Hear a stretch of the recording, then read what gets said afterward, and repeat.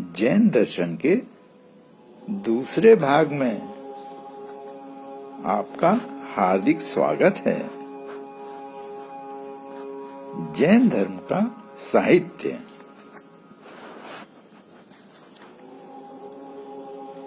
जैन दर्शन के प्राप्त साहित्य को विकास क्रम की दृष्टि से 4 भागों में विभक्त किया गया है।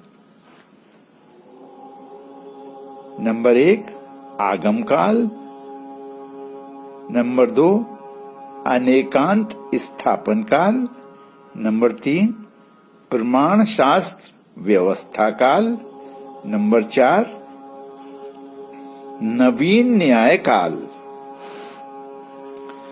तो नंबर 1 आगम काल। आगमों की विषय वस्तु 24 में तीर्थकर महावीर की वाणी है, जिनको गणधरों ने ग्रंथ रूप में निबद्ध किया। आगम ग्रंथों की संख्या 45 बताई गई है। इनमें मुख्यतः आचार एवं दर्शन संबंधी विचार देखने को मिलते हैं। इन आगमों पर टीकाएं लिखी गई हैं, जिनमें जैन धर्म की समुचित व्याख्या है। नंबर 2 अनेकांत स्थापन काल। यह काल जैन दर्शन के व्यवस्थित विचार श्रृंखला की प्रारंभिक कड़ी है, क्योंकि इसी काल में नम, सप्तभंगी और स्यातवाद को सिद्धांत रूप में प्रस्तुत किया गया था। नंबर 3 प्रमाण शास्त्र व्यवस्था काल। इस काल में तर्क, प्रमाण, प्रमेय आदि विषयों पर काफी चर्चा हुई थी।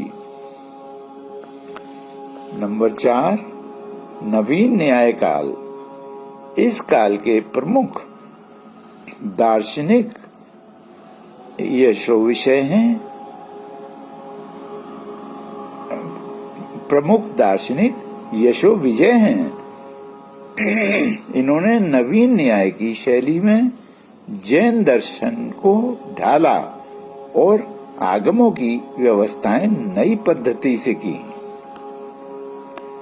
जैन साहित्य की भाषा। अधिकतर ग्रंथ प्राकृत भाषा में हैं। बाद में इनके द्वारा संस्कृत भाषा को भी अपनाया गया। जैन दर्शन का स्वरूप। दार्शनिक दृष्टि से जैन दर्शन वस्तुवादी तथा बहुसत्तावादी है। द्रव्य 2 प्रकार के माने गए हैं। नंबर 1 जीव, नंबर 2 अजीव।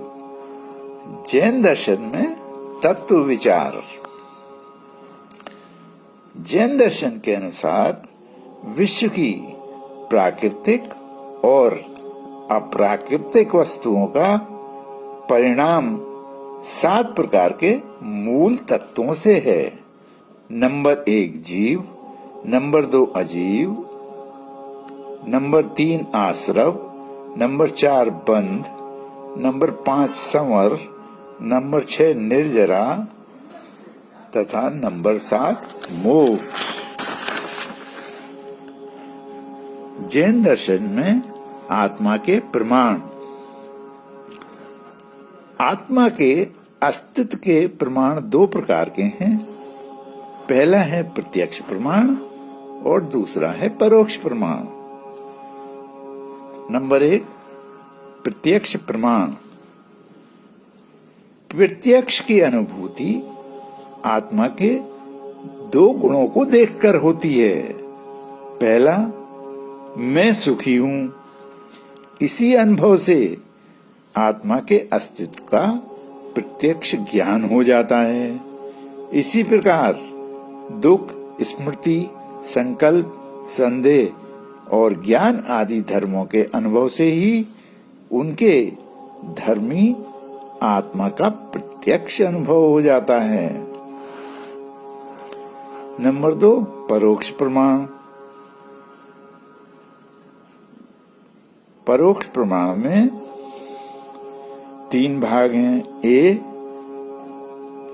शरीर की इच्छानुसार परिचालित, शरीर को इच्छानुसार परिचालित किया जा सकता है, अतः इसका कोई परिचालक भी होना चाहिए। यह परिचालक आत्मा है।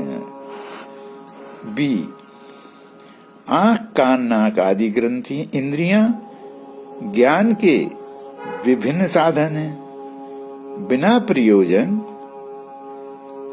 बिना प्रयोजनकर्ता के इनसे ज्ञान लाभ नहीं हो सकता।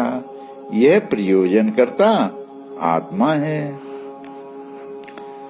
सी, जड़ द्रव्यों की उत्पत्ति के लिए उपादान कारण के साथ निमित्त कारण की भी आवश्यकता होती है। शरीर की उत्पत्ति का निमित्त कारण आत्मा है। जैन धर्म में 5 महाव्रत, महाव्रतों का कठोरता से पालन करना साधु सन्यासियों के लिए आवश्यक माना गया है। ये इस प्रकार हैं। नंबर 1, अहिंसा। अहिंसा का अर्थ है जीवों की हिंसा न करना। जैन धर्म में अहिंसा का सिद्धांत इस तत्व पर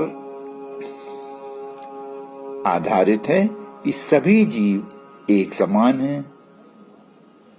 छोटे से छोटे जीव को भी पीड़ा न देना तथा हिंसा न करना अपेक्षित है।